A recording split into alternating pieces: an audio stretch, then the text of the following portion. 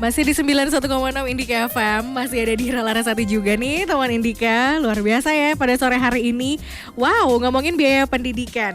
Ada yang udah ikut bergabung juga nih di via WhatsApp 0855 900 9160. Dia bilang gini, berarti kalau misalnya biaya pendidikan untuk anak terutama ya, kita harus memperjuangkannya sampai sejauh mana nih? Secara kan pilihan yang bagus otomatis akan jadi cita-cita orang tua juga. Nah mungkin dari pandangan kita Arga Sasmita, perhitungannya sebenarnya seperti apa sih? Karena kan ini berkepanjangan ya, apalagi SD itu 6 tahun. SD 6 tahun, SMP 3 tahun, Iya. SMA, belum lagi kuliah. Benar. Soalnya perhitungan itu seperti apa sih yang harus kita lakukan supaya pendidikan anaknya dapat yang bagus, yang cocok, dan kitanya pun juga nggak yang capek ya dalam artian menyekolahkan.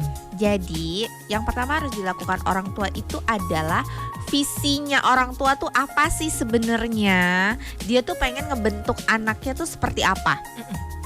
Jadi harus jelas dulu nih, kadang-kadang nih Dir, soalnya bukan kadang-kadang sih, sering banget kalau sekarang. Kalau misalnya orang tua nih zaman sekarang hanya melihat bahwa oh katanya sekolah ini bagus, tapi tanpa tahu sebenarnya si sekolah ini memberikan materi seperti apa, visi misinya sekolahnya seperti apa, cocok nggak sama visi misinya orang tua. Nah jadi yang pertama kali harus di-clearin dulu visi misi orang tuanya kayak apa. Nah jadi jangan asal masuk. Terus tadi aku bilang bahwa pendidikan itu harus sustain kan, berbelas-belas tahun. Bahkan sampai anaknya, kalau kuliah kan berarti sampai anaknya 20 tahunan dong gitu ya. Nah ketiga si sekolah ini adalah salah satu inflasi yang paling tinggi. Iya benar. 10-20%. Iya, kayak nggak pernah stuck ya, selalu naik. Apa kita bisnis pendidikan aja ya? Iya, benar. Jadi orang tua harus mempertimbangkan itu tuh, mempertimbangkan bahwa gini, pertama, oke, sekarang yang jangka pendek, playgroup, TK, SD mungkin uang masuknya tuh mampu. Oke. Nah tadi karena sustainability ini dari si sekolah berarti kan diharapkan tidak downgrade kan, atau tidak nyebrang nih antara si sekolah di sekolah dasarnya terus kemudian sekolah menengah ke sekolah atasnya gitu kan, nggak nyebrang gara-gara keuangan tiba-tiba yang tadinya international terus tiba-tiba nanti jadi yang nasional, ini agak nggak nyambung tuh Dir. Nah jadi harus diperhatikan bahwa dia sanggup nggak sih investasi secara jangka panjang untuk sekolah anaknya. Artinya sanggup tuh gini, kan kalau dalam satu cash flow itu gajinya udah dipotong biaya operasional, terus kemudian dipotong SPP sekolah anaknya, les-les, biaya sosial dan lain-lain. Terus kemudian ada yang harus diinvestasikan untuk sekolah jangka panjang anaknya, SMP, SMA, kuliah gitu. Besarnya investasi itu kan akan bergantung pada sekolahnya, mahalnya biaya pendidikan sekolah anaknya. Nah itu harus dipertimbangin tuh, muat nggak cash flow-nya gitu. Jadi sebenarnya banyak banget sih referensi seputar pendidikan itu ya, di sosial media itu udah ada jelas banget, dan juga perbandingan dari sekolah ke sekolah lain itu punya kapabilitas yang berbeda, fasilitasnya pun juga yang berbeda, dan harganya pun bersaing. Itu bisa tinggal disesuaikan aja sih. Tapi yang jadi permasalahan itu adalah mungkin di sini ego kita sebagai orang tua yang ternyata yang perlu di-manage bukan money-nya. Jadi setiap orang tua, aku paham banget bahwa setiap orang tua itu pasti banget pengen memberikan yang terbaik buat anaknya, pasti. Mau kepalanya jadi di bawah, kakinya jadi di atas, itu buat anaknya. Tapi dia juga harus mempertimbangkan resiko yang ada. Maksudnya gini, resiko itu adalah kalau dia memang ternyata pendapatannya tidak sebegitu besarnya untuk menyekolahkan anaknya di satu sekolah tertentu yang dia pengen, berarti harus ada yang dikorbankan ketika dia punya keinginan sekuat itu. Artinya sebagai orang tua mungkin mengorbankan kesenangan pribadi gitu ya. Sanggup nggak gitu? Sanggup nggak bahwa dia memangkas atau bahkan sama sekali tidak mengadakan kesenangan pribadinya semuanya tuh demi sekolah anaknya. Karena kan si anak tuh sekolah tuh bukan cuman SPP-nya doang, uang masuknya doang, uang bukunya doang, Itu. tapi ada biaya sosial di sana gitu.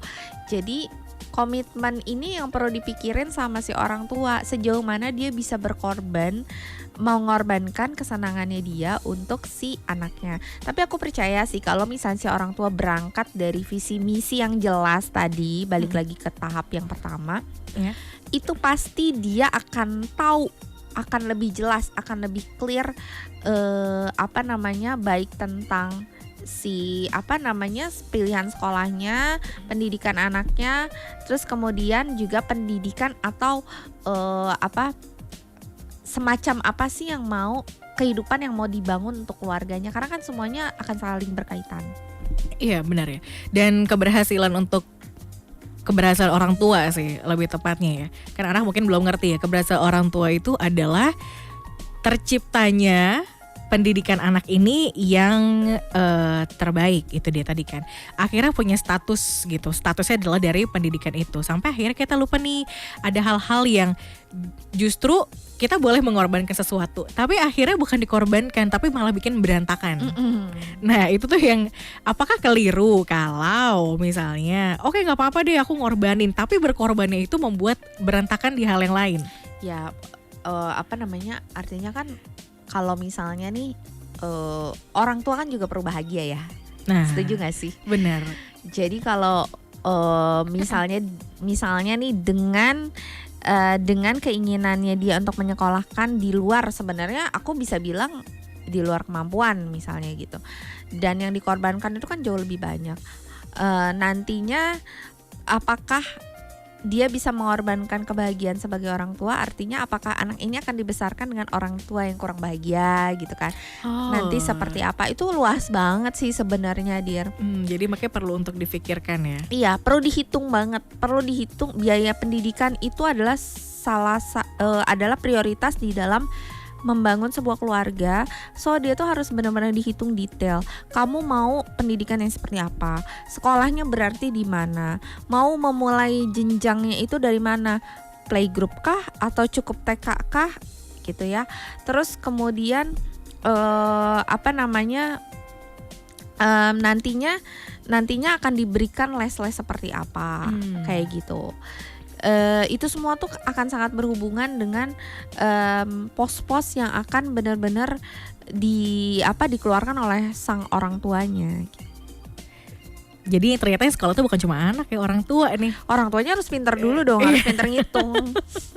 Aduh, Dana Pendidikan Teman Indika, pilihlah yang terbaik versi orang tua masing-masing. Jadi sekali lagi memang kalau mampu ya silakan, gak ada masalah. Tapi kalau misalnya nih ada sesuatu yang harus dikorbankan tapi itu kayak merusak kebahagiaan, mungkin bisa untuk didiskusikan kembali ya. Balik lagi, setiap orang tua tuh punya prinsip dan pattern rumah tangganya masing-masing. Kita tuh gak bisa lah untuk menghakimi itu mana yang benar dan juga mana yang salah. Yang terbaik ya udah, berarti itu yang perlu untuk dijalani.